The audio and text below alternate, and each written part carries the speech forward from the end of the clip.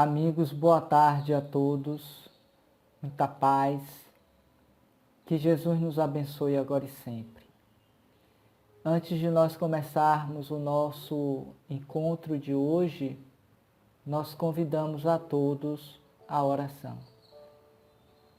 Desta forma, elevando o pensamento a Deus, aos bons espíritos, rogamos ao nosso Senhor Jesus Cristo que nos abençoe, que nos proteja, que nos conduza em pensamentos e sentimentos, para que consigamos passar a mensagem a partir da necessidade de cada um de nós, os presentes aqui na sala. Abençoa assim, Senhor, os nossos propósitos, nos fortalecendo na fé e na confiança em Ti. E que a nossa querida Irmã Sheila possa nos ajudar, nos orientando nas ideias e nas reflexões da tarde de hoje. Sendo assim, com votos de muita paz, damos iniciados os trabalhos desta tarde doutrinária aqui no Sheila. Que assim seja e muita paz. Mais uma vez, boa tarde a todos, sejam bem-vindos e que Deus nos abençoe agora e sempre. Amigos, boa tarde a todos, sejam todos mais uma vez bem-vindos à nossa instituição Fraternidade Espírita Irmã Sheila.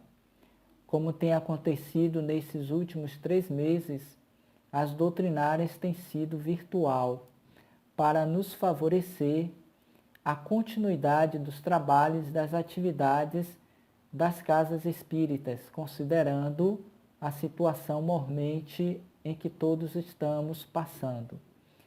E a oportunidade de estarmos aqui juntos, independentemente da distância física, é para que nós reflitamos cada vez mais quanto à importância do conhecimento doutrinário espírita, que nos torna libertador, que nos torna capazes de vencer a nós mesmos e as nossas limitações humanas e espirituais pelas quais nós ainda vivenciamos e passamos. Hoje, em especial, nesta tarde de domingo, nós estaremos analisando o capítulo 2 do livro No Mundo Maior, que faz parte da programação doutrinária desse mês de junho aqui na casa. E ficou especificamente para mim falar sobre o capítulo 2, a preleção de Eusébio, que é um dos mentores que faz parte dessa equipe espiritual na qual André Luiz está vinculado, considerando que este livro, No Mundo Maior, é o de número 5º da série A Vida Espiritual, em que ele narra as suas experiências juntamente com aquelas equipes às quais fez parte durante aquele período em que ele esteve no mundo espiritual, ainda como aprendiz, e ele vai nos relatando pouco a pouco as suas experiências, nos mostrando a realidade que existe dos espíritos desencarnados e dos espíritos encarnados, ou seja, esta interação, esta relação que existe entre os dois planos. Nesse em particular, o capítulo 2 do livro citado No Mundo Maior, ele vai mostrar exatamente, através dessa preleção do mentor Eusébio, o que acontece e como nós devemos atuar para compreender a importância de nós, espíritos encarnados, estarmos na experiência encarnatória. Daí porque o título, que foi extraído de uma citação do próprio Eusébio, de que a Terra é uma bendita escola carnal. Infelizmente, e há de se dizer isso, nós ainda não temos essa plena consciência em torno dessa realidade.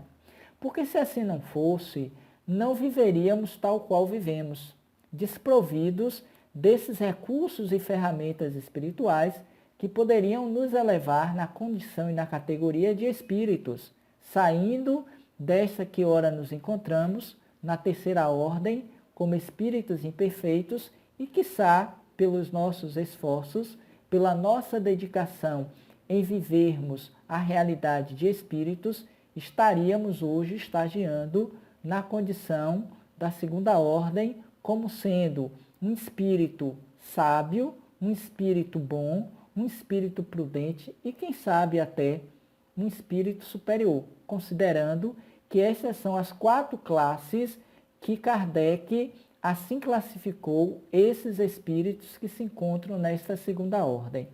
E é interessante notar ainda nesse capítulo 2 do livro, é que Eusébio ele vai fazer essa preleção para mais de 1.200 espíritos, que 80% desses ouvintes são espíritos encarnados que momentaneamente desdobrados do corpo físico, eles vão até a esta região no mundo espiritual para serem alertados quanto à sua realidade de espíritos ora no corpo, devendo cumprir a sua programação reencarnatória, na dedicação da prática do bem, do estudo voltado à sua realidade espiritual, a fim de direcionar os seus passos e as suas escolhas pautados dentro daquilo que se poderíamos chamar como sendo o melhor para nós nesse momento. Então, as lições, as citações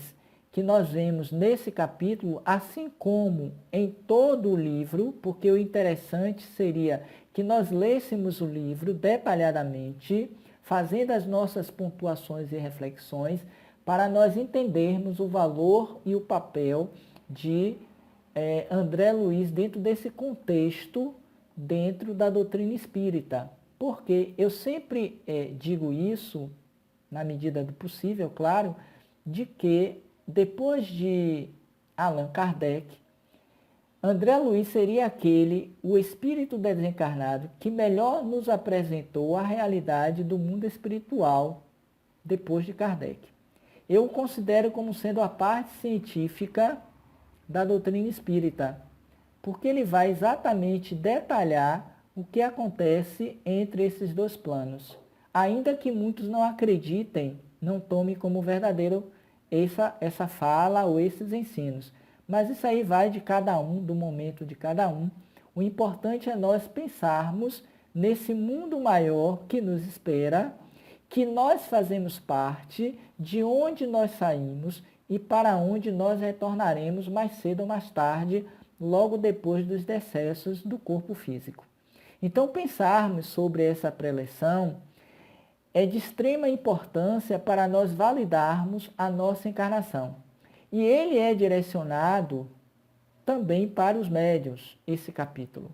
Porquanto, André Luiz vai fazer muitos apontamentos a partir das considerações do instrutor Eusébio a respeito desses que vêm à pátria corporal, ao mundo espiritual que é a Terra, trazendo como desafio, como prova a mediunidade. E se nós não estivermos devidamente capacitados, instrumentalizados com esse conhecimento da doutrina espírita, muito provavelmente nós nos desviamos. Retornaremos ao mundo espiritual destituídos desses valores morais e espirituais tão necessários para nos elevarmos a essa categoria citada um pouquinho antes, que é dos espíritos imperfeitos para os espíritos bons. Então, mais uma vez, porque semanalmente ele assim o faz, Eusébio vai fazer essa palestra a fim de que aqueles espíritos momentaneamente fora do corpo pudessem apreender aquelas informações e, em voltando ao corpo físico, pudessem conduzir suas vidas a partir das escolhas feitas dentro do caminho do bem, ou mais próximo desta realidade. É o que ele vai pontuar para nós. Claro que não vamos poder ler aqui todo o capítulo, nem todas as passagens interessantes, porque além de se tornar enfadonho, certamente tornar-se-ia muito cansativo e o tempo não permitiria. Mas nós escolhemos algumas citações que achamos necessárias para fazer esta pontuação. O primeiro capítulo, e provavelmente vocês já trabalharam em uma das doutrinárias anteriores a esta, em que chama-se Entre os Dois Mundos, que é exatamente para falar desse momento preparativo em que esses espíritos encarnados e desencarnados vão até a esta região do mundo espiritual para, naquele momento, ouvirem uma palestra, tal qual nós estamos aqui fazendo, e pensarem a respeito da importância desta realidade. Então, depois daí, no capítulo 2, ele então começa a preleção. Valendo lembrar que logo na introdução do livro, e eu gostaria de fazer essa citação, André Emmanuel, na verdade, que vai prefaciar o livro No Mundo Maior, ele inicia dizendo assim, e observemos o que ele vai dizer. Dos 4 cantos da terra, diariamente partem viajores humanos, aos milhares, demandando o país da morte. Vão-se de ilustres centros da cultura europeia, de tumultuárias cidades americanas, de velhos círculos asiáticos, de ásperos climas africanos, procedem das metrópoles, das vilas, dos campos. Ou seja, de todas as partes, de todos os continentes, de todas as condições humanas, intelectuais e culturais, partem diariamente milhares de espíritos encarnados que voltam à pátria espiritual. No parágrafo seguinte, ele então considera: raros viveram nos montes da sublimação, vinculados aos deveres nobilitantes. A maioria constitui-se de menores de espírito, em luta pela outorga de títulos que lhe exaltam a personalidade. Não chegaram a ser homens completos. Não chegaram a ser homens completos. E esse é um ponto importante para que nós reflitamos. E aí a gente já entende a importância de estarmos encarnados na Terra, nesse orbe, que Deus, na sua misericórdia, nos proporcionou a possibilidade de estarmos nele, estagiando, aprendendo, para nos tornarmos completos, para despertarmos a consciência de espíritos, coisa que ainda não fizemos, em que pese todo o conhecimento doutrinário espírita advindo do mundo espiritual superior para nós espíritos encarnados. E considerando o fato de que já se encontra entre nós há 163 anos esse conhecimento libertador. Lembrando que à época do Cristo, ele dissera: conhecereis a verdade e ela vos libertará. E o que é que nós estamos fazendo dessa verdade libertadora a fim de nos tornarmos homens e mulheres completos? Se a gente não para pensar sobre isso, de muito pouco adianta o conhecimento da doutrina espírita. Porque vamos imaginar que é apenas um romance de ficção, que é algo que serve apenas para acalentar as nossas inquietações. Nós lemos quando fazemos, mas não refletimos o suficiente para tomarmos novas decisões em torno dos nossos passos. Aonde queremos de fato chegar? E é nesse ponto que André Luiz, dentro de toda a sua série, A Vida Espiritual, que começou com o Nosso Lar e depois foi para os Mensageiros e se seguiu até o último, o 13º, salvo engano, que chama-se E a Vida Continua.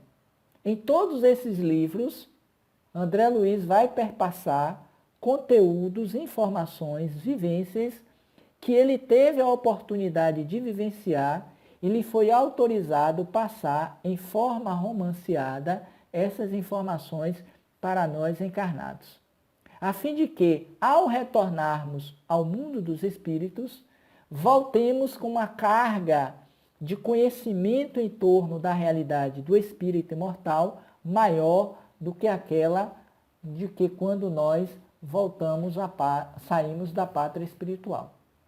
Daí a importância de revisitarmos, se ainda não fizemos, essa literatura de André Luiz, para nos fortalecermos em conteúdo, na fé, em torno dessas verdades.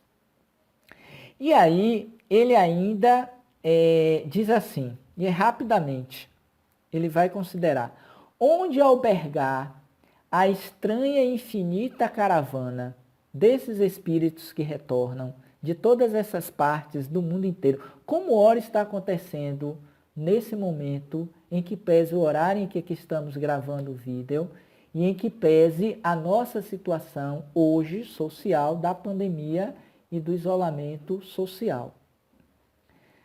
Como designar a mesma estação de destino a viajores ou viajantes de cultura, posição e bagagem tão diversas?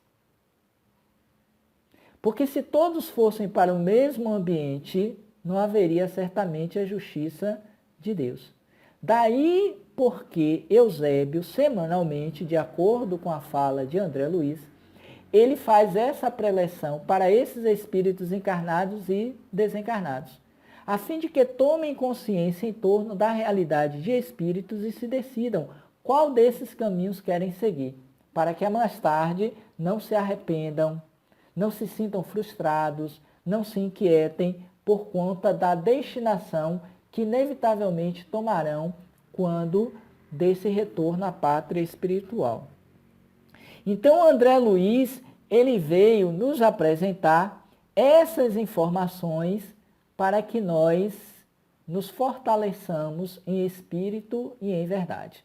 E fechando essa introdução, ele diz assim: vários companheiros de ideal estranham a cooperação de André Luiz, que nos tece informações sobre alguns setores das esferas mais próximas ao comum dos mortais, mais próximas da Terra. E ele então começa o primeiro capítulo falando ou intitulando como sendo entre os dois mundos. Porque nosso lar é aqui próximo da gente. Está dentro dessa realidade vibracional em que a Terra está.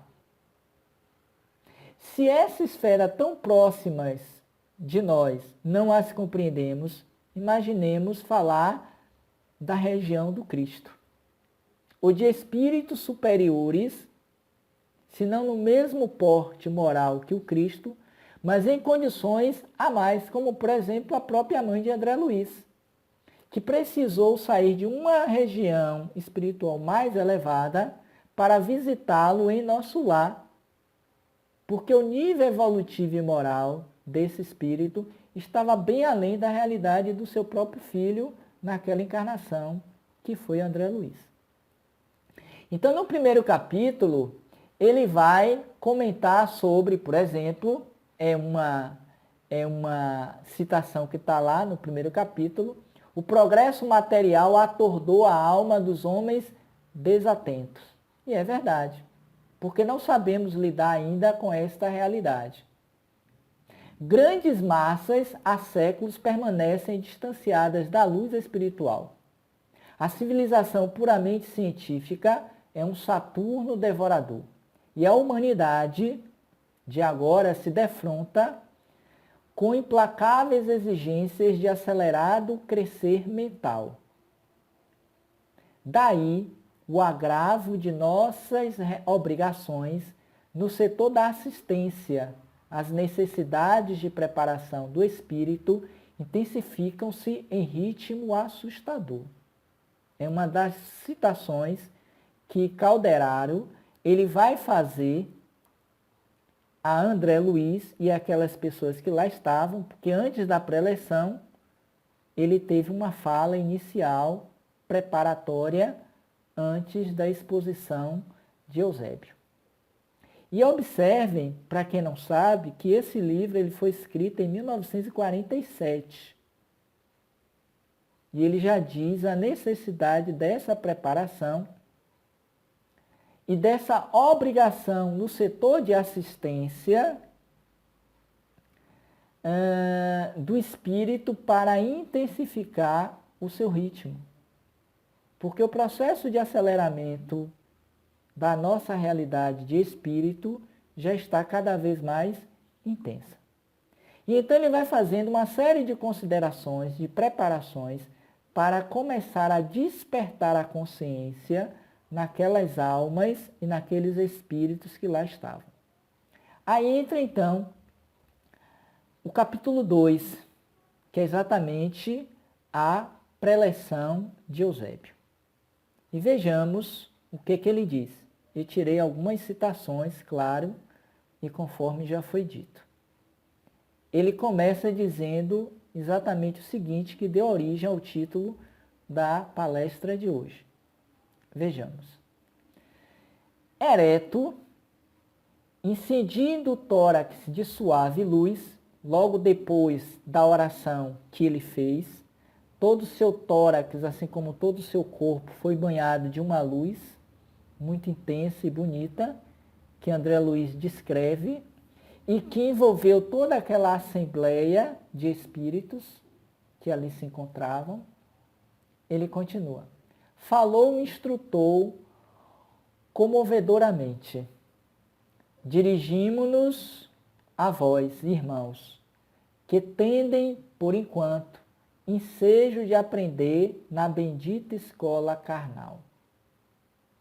Aquela fala é para aqueles espíritos que já estavam desejosos de começar a aprender nesta bendita escola carnal. O que muitos, a maioria, passam batidos por esse desejo, por essa vontade. Haja vista a condição em que nós nos encontramos. Porque se estivéssemos mais afinados à realidade de espíritos imortais, conscientes da nossa identidade espiritual, talvez a nossa condição fosse bem melhor do que a atual. Haja vista, e há de se dizer isso, o empenho e esforço de muitos de nós já querendo despertar para esta realidade, mas ainda assim insuficiente para ascendermos na categoria de um mundo melhor. Considerando, e todos sabem disso, que a Terra está em processo de transição planetária. E dependerá desse despertar, dessa consciência e, fundamentalmente, do trabalho que estivermos fazendo em prol de nós mesmos e, por extensão, do coletivo.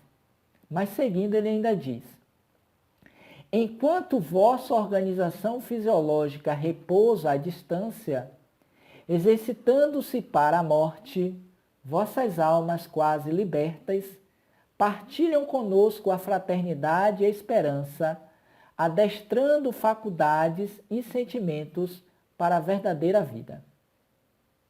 Enquanto o nosso corpo está lá bonitinho, roncando, dormindo, nós, espíritos, saímos para essas regiões que tanto podem ser as de aprendizado, como podem ser aquelas das paixões, porque tudo vai depender dos nossos instintos, das nossas necessidades, e caminhamos para essas regiões. E que bom que, nesse caso, nós, ou pelo menos aqueles espíritos, já se direcionaram para o aprendizado, porque intimamente já existiam o desejo de aprendizado. Naturalmente, continua Eusébio, não podereis guardar pela plena recordação desta hora, em retomando ao envoltório carnal, em virtude da deficiência do cérebro, incapaz de suportar a carga de duas vidas simultâneas.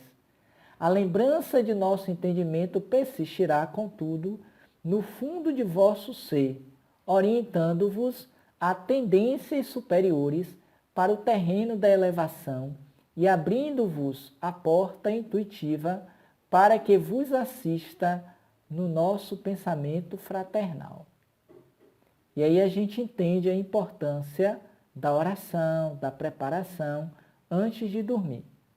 Desta vinculação com o mundo espiritual superior, com o nosso anjo da guarda, para termos a possibilidade de, em saindo do corpo, sermos direcionados para esses espaços de aprendizado, que certamente ainda hoje, e mais intensificamente, acontece por estarmos nos dedicando a essa prática do bem, a esse trabalho de aprendizado, para que quando do retorno ao corpo físico, à pátria carnal, nós saibamos, ainda que intuitivamente, ou trazendo pequenos lampejos do sonho, desses encontros através do sonho, nós nos lembremos daquilo que vivenciamos lá, ainda que também distorcidos muitas vezes pelos símbolos, mas intuitivamente guardando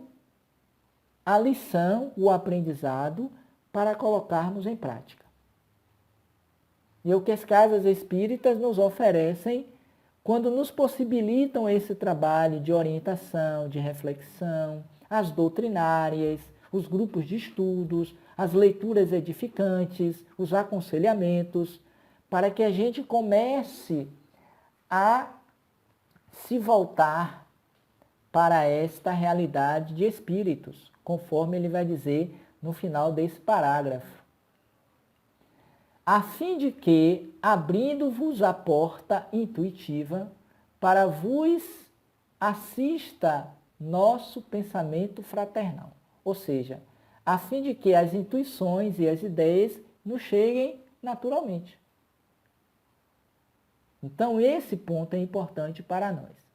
Mas, seguindo, ele ainda considera: ao lado de cada homem, de cada mulher no mundo, permanece viva a vontade de Deus, relativamente aos deveres que eles cumprem. Cada qual tem à sua frente o serviço que lhe compete, como cada dia traz consigo possibilidades especiais de realização no bem. Cada dia de um novo dia nos compete uma obrigação, um dever, que devemos cumpri-la ou cumpri-lo da melhor maneira possível. Porque não adianta simplesmente voltar-se para as coisas espirituais, esquecendo-se das obrigações comuns do dia a dia.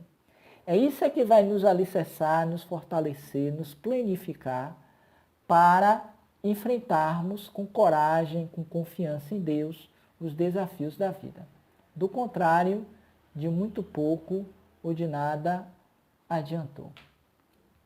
E aí ele segue dizendo algo que é interessante também e que merece o destaque na fala de Eusébio.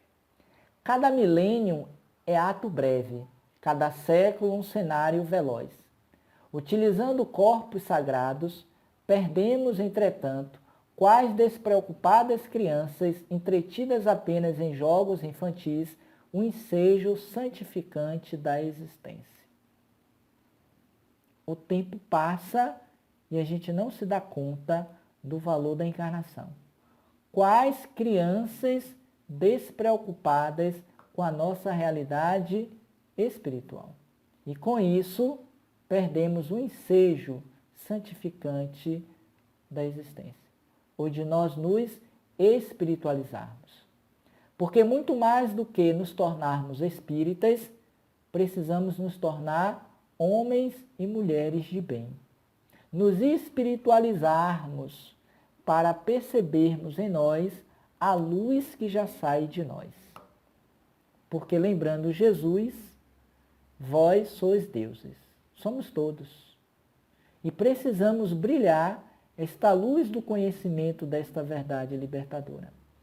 Porque somente assim, e não há outro caminho a princípio para nós, que não seja o investimento dessas conquistas espirituais. que evidentemente não se adquirirá de imediato e na totalidade.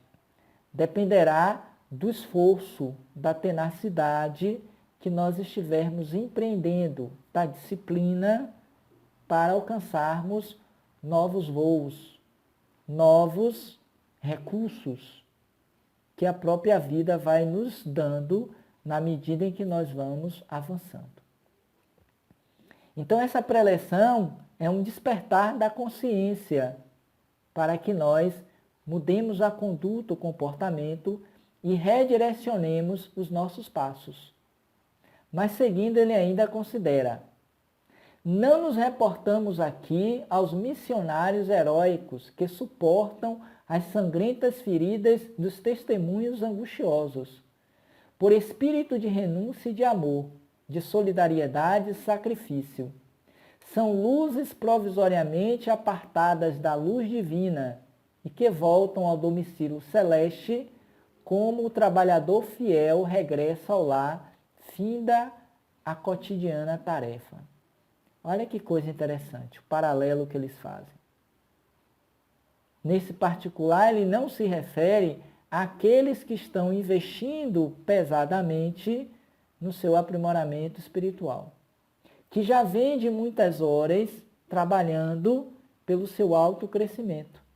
E são esses que comumente nós citamos nas palestras e que nós os reconhecemos do ponto de vista da sua história, o valor moral e santificante que eles deixaram para nós pelo exemplo.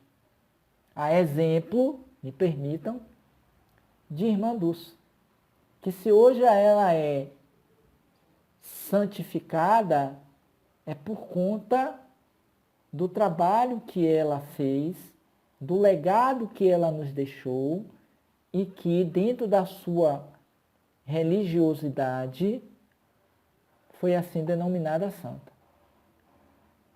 Como nós temos, no nosso caso, embora não com o título de santo, Chico Xavier, o trabalho missionário de Chico, e que fora recebido quando do seu retorno à pátria espiritual, não por outro menos do que Jesus,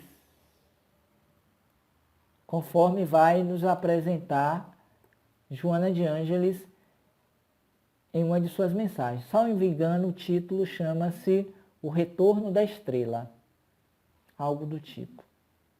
Foi Jesus que fora recebê-lo nos portais da vida espiritual.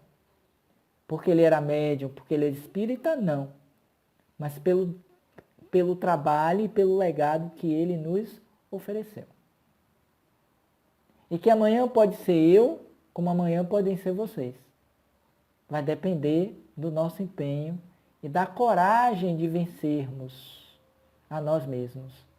E de termos esse olhar para a terra enquanto domicílio provisório, como sendo uma bendita escola carnal. Porque aqui nós fazemos o aprendizado, a lição. E se queremos mundos melhores, é preciso valorar o atual. Mas seguindo ele diz: referimos-nos às vastas multidões de almas indecisas, presas da ingratidão e da dúvida, da fraqueza e da dissipação, almas formadas à luz da razão, mas escravizadas à tirania do instinto. Como é impactante essa fala. E o que eu acho mais interessante, dividindo com vocês, é que tem muita gente que não acredita nisso. E muita gente espírita, ou que se dizem espíritas, conhecedores da doutrina dos espíritos, dos ensinos de Kardec, propagadores da própria doutrina, mas que não acreditam nesta realidade do mundo espiritual. Estamos bem aquém da realidade no qual nos encontramos. É por esta razão que nossos celeiros de luz permanecem vazios.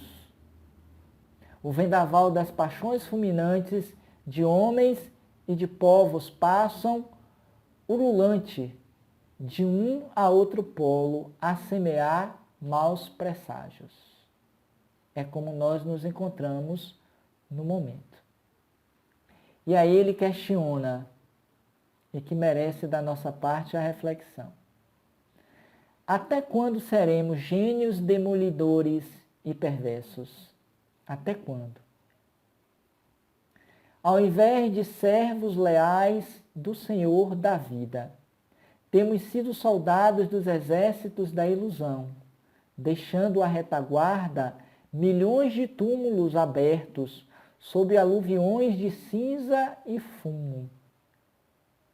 Em vão, exortou-nos o Cristo a buscar as manifestações do Pai em nosso próprio íntimo. Cevamos e expandimos unicamente o egoísmo e a ambição, a vaidade e a fantasia na crosta planetária. Contraímos pesados débitos e escravizamo-nos aos tristes resultados de nossas obras, deixando-nos ficar indefinidamente na messe de espinhos,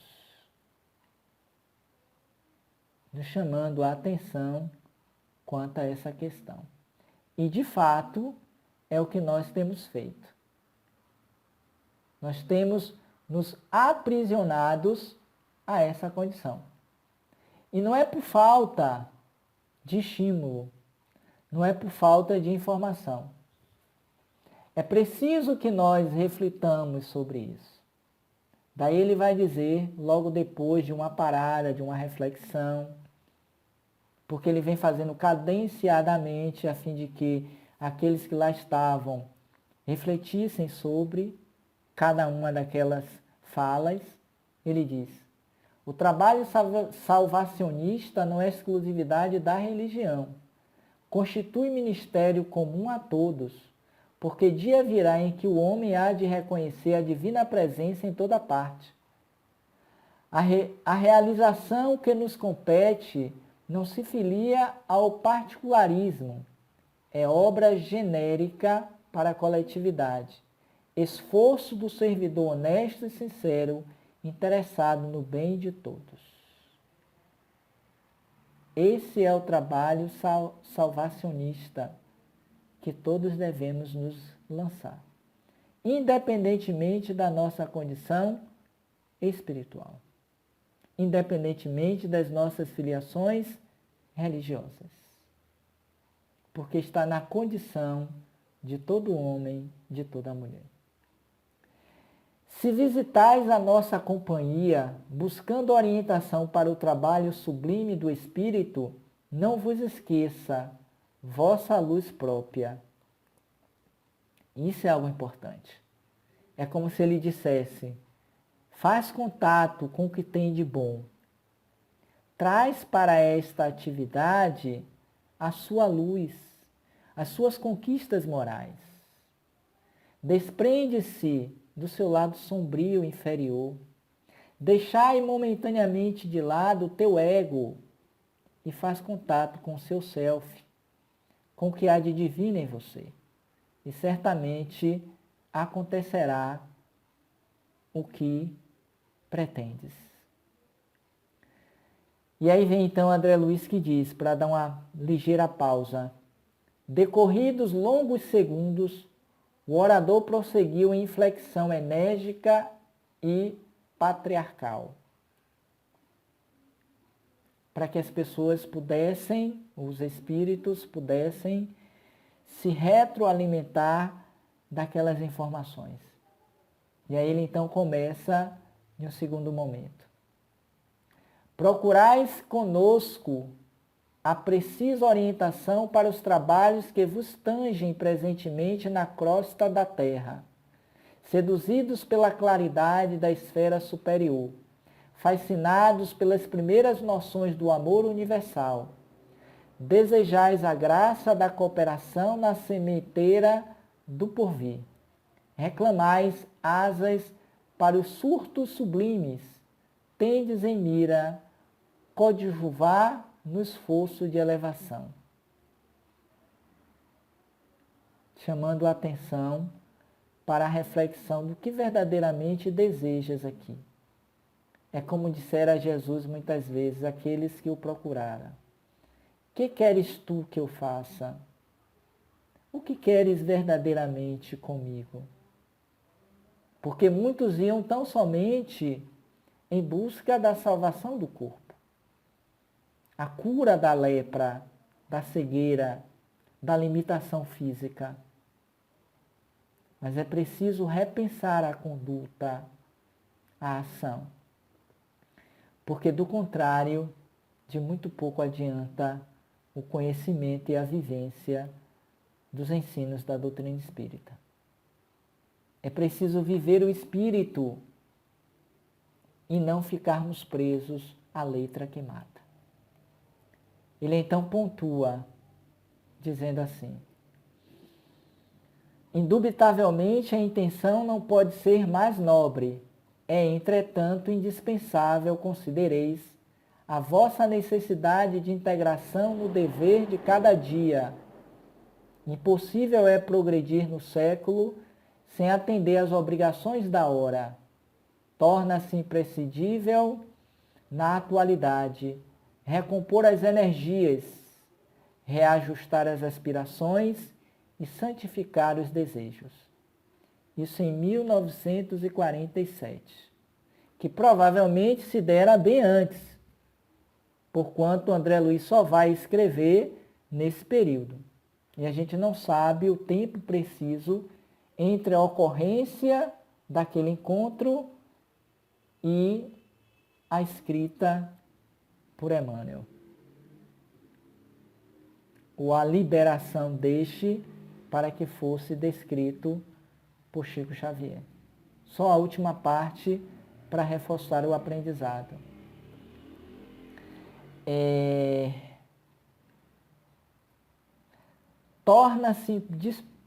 Torna-se imprescindível na atualidade recompor as energias, reajustar as aspirações e santificar os desejos. Quais são mesmo os nossos desejos? O que a gente está de fato santificando? Como tem sido a nossa conduta na nossa vida? É preciso pensar sobre isso. Nesse ponto, só para quebrar um pouquinho, até por conta do horário, eu quero apresentar a vocês esse livrozinho assim, que por sinal foi o livro que deu origem ao nome do nosso canal, Roteiro Espírita, no YouTube. Roteiro, também de Emmanuel, por Chico Xavier.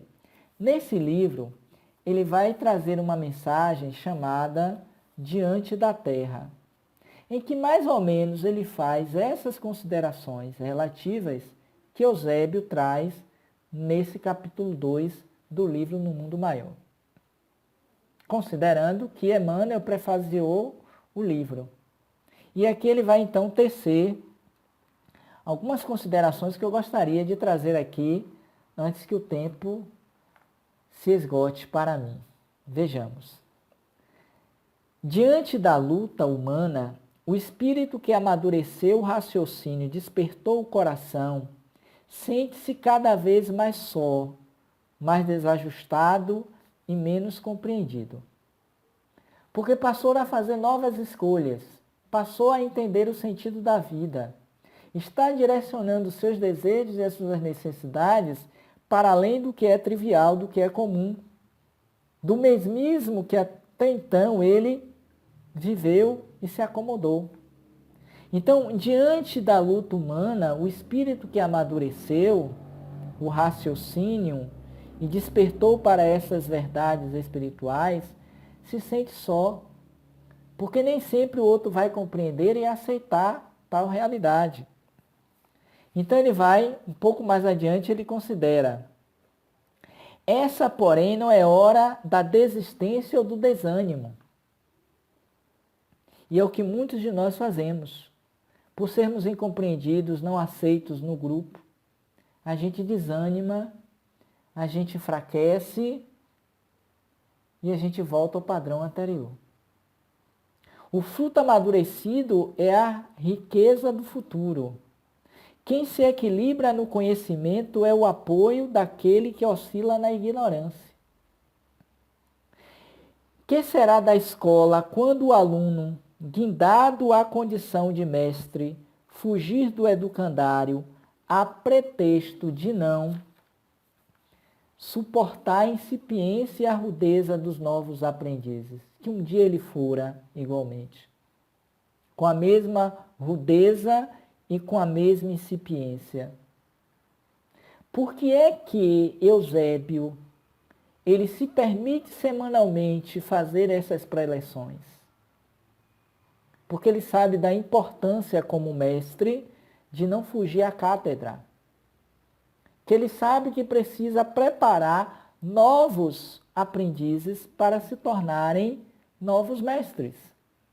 Porque ele está se expandindo e crescendo. E alguns destes que estão futuramente serão seus substitutos. Mas se eu não me preparo, eu me evado da missão de educar o espírito, estaciona-se. Ou egoisticamente eu avanço, mas eu deixo para trás tantos outros milhares de almas que pedem e imploram esse conhecimento. Se estamos hoje aqui virtualmente, é para a gente não perder a chama do aprendizado. Que esses espaços doutrinários, ora fechados no que se refere ao presencial, nos proporciona. Então, criativamente, e dentro da tecnologia que nós temos hoje avançada, é possível continuar a obra. É o que ele quer dizer aqui nesse sentido. E quem estará assim tão habilitado perante o infinito ao ponto de menoscabar a oportunidade de prosseguir na aquisição da sabedoria? Quem de nós pode dizer assim? Acabou o meu aprendizado. Já sei tudo, ainda que muitos equivocadamente dizem, eu não preciso dessa doutrinária, desse conhecimento. Eu já li esse livro, não vou ler mais, não quero assistir nada disso. É uma oportunidade de revisitarmos esses conteúdos e informações para termos uma nova leitura, um novo entendimento a respeito dessas verdades. E conforme disse no início também, recentemente fiz uma palestra também da série A Vida Espiritual de André Luiz, que foi o mensageiro, a prece de Ismalha. E quão interessante foi essa mensagem. E eu ficava pensando, é verdade, eu preciso reler esse livro Os Mensageiros. E lendo No Mundo Maior, eu digo a mesma coisa. Eu preciso reler não só Nosso Lar, não só Os Mensageiros, não só No Mundo Maior, mas toda a série dos 13 livros. E olha que eu comecei a ler esses livros em 1990. Esse mesmo que eu tenho é de 1992. Já peguei algumas outras vezes, mas preciso agora, de novo, voltar, marcar, riscar, repensar, para poder reavaliar o meu roteiro. Será que eu estou dentro daquele roteiro que eu me programei e me propus a fazer? É entender essa bendita escola carnal que, enquanto educandário, nos favorece esse aprendizado. Mas aí ele ainda diz, a terra, anotem, é a venerável instituição onde encontramos os recursos indispensáveis para atender ao nosso próprio burilamento. A terra é a venerável instituição onde encontramos os recursos indispensáveis para atender ao nosso próprio burilamento. E quantos de nós estamos desperdiçando a oportunidade bendita no corpo? Que estamos apenas preocupados e com medo da pandemia. Esquecidos de viver intensamente a nossa realidade de espíritos. que assim que terminar e liberar os acessos, o isolamento, corremos para o mesmo padrão de ontem, como temos visto agora nos noticiários. As cidades, pouco a pouco, vêm diminuindo o isolamento, abrindo mais as possibilidades de retorno à vida comum. E o que a gente vê? A quantidade de pessoas que correm para os shoppings, que se tumultuam para voltar ao mesmo padrão de 3 meses atrás. Aí a gente se pergunta, para que mesmo que valeu estarmos isolados dentro de casa? Qual foi o aprendizado que tiramos dessa experiência do isolamento social? Do fique em casa. Porque voltar à condição anterior é uma certificação de que não aprendeu muita coisa. A Terra é a nossa valiosa instituição, na qual atendemos ao nosso próprio burilamento. Mais adiante ele diz assim, só para a gente fechar, o mundo, por mais áspero, representará para o nosso espírito a escola de perfeição, cujos instrumentos corretivos bendiziremos um dia. Os companheiros de jornadas que o habilitam conosco, por mais ingratos e impassíveis, são as nossas oportunidades de materialização do bem, recurso de nossa melhoria e de nossa redenção, e que, bem aproveitados por nosso esforço, podem transformar-nos em heróis. Porque nós nos autodesafiamos e vencemos a nós mesmos. E finalizando, ele diz assim, a Terra é o nosso temporário domicílio, bendita escola carnal. A Terra é o nosso temporário domicílio. A humanidade é a nossa família real. Todos estamos determinados por Deus à gloriosa destinação. Perfeitos como perfeito é o nosso Pai Celestial. E conclui dizendo, em razão disso, Jesus, o divino emissário do amor para todos os séculos, proclamou a realidade irretoquível das ovelhas que o Pai me confiou, nenhuma se perderá. É a ideia que Eusébio, na sua preleção, vem fazer conosco, nos exortando a essa prática do bem, ao despertar da nossa consciência de espíritos imortais. Por isso ele ainda vai dizer, para a gente arrematar o nosso encontro de hoje. Não basta crer na imortalidade da alma, inadiável a iluminação de nós mesmos, a fim de que sejamos claridade sublime. Não basta para o arrojado comedimento da redenção o simples reconhecimento da sobrevivência da alma e do intercâmbio entre os dois mundos. Porque isso é uma realidade, um fato. É um dos fundamentos básicos da doutrina espírita, a pluralidade dos mundos habitáveis, a comunicabilidade dos espíritos. Não basta acreditar apenas na imortalidade da alma.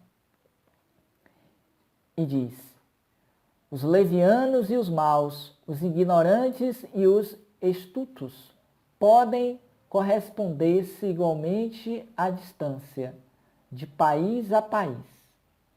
Antes de mais nada importa elevar o coração, romper as muralhas que nos encerram na sombra, esquecer as ilusões da posse dilacerar os véus espessos da vaidade, abster-se do letal licor do personalismo aviltante, para que os clarões do monte refujam no fundo dos vales, a fim de que o sol eterno de Deus dissipe as trevas transitórias humanas.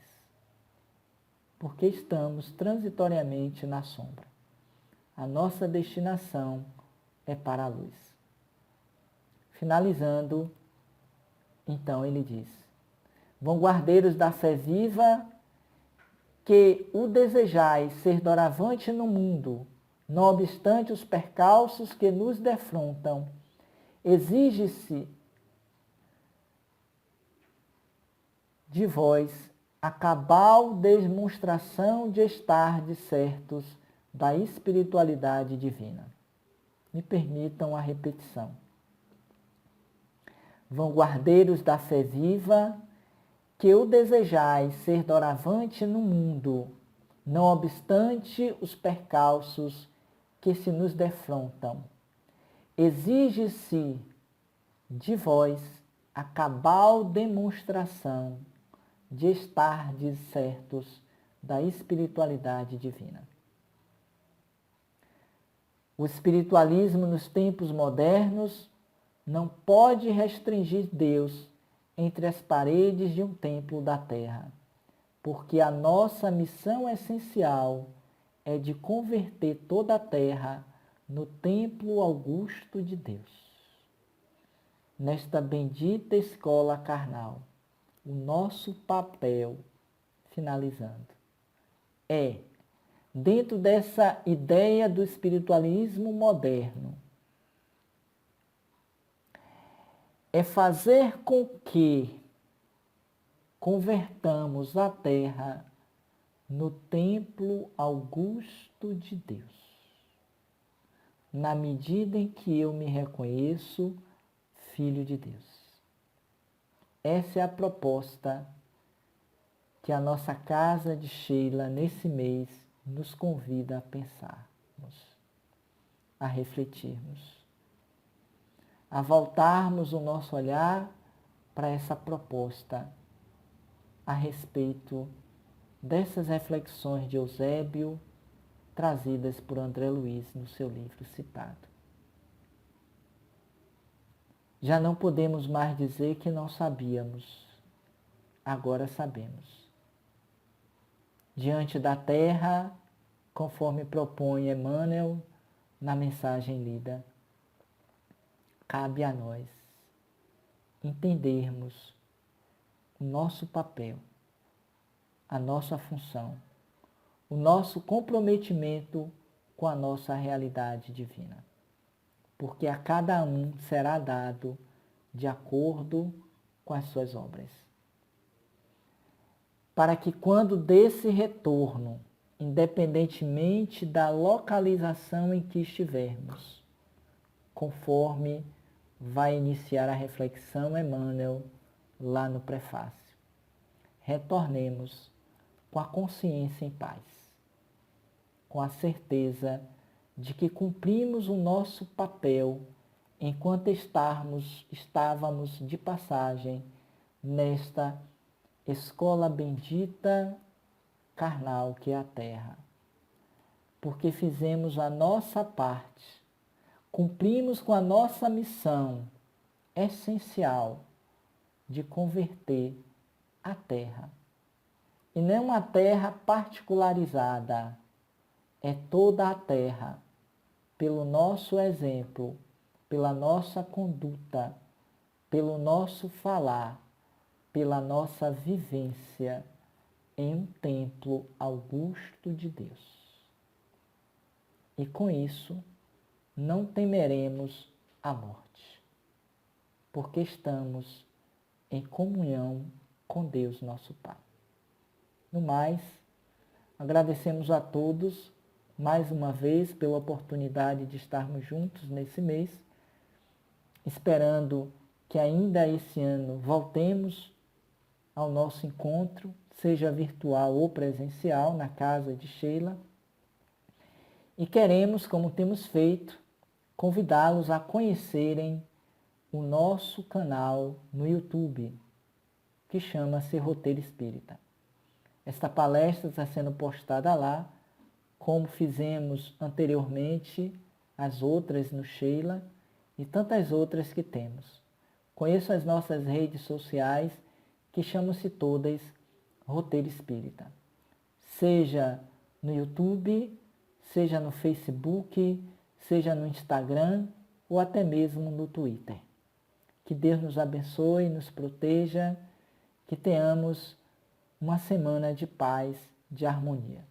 Obrigado a todos e até uma próxima oportunidade com Kardec na mente e Jesus no coração. Obrigado a todos, muita paz.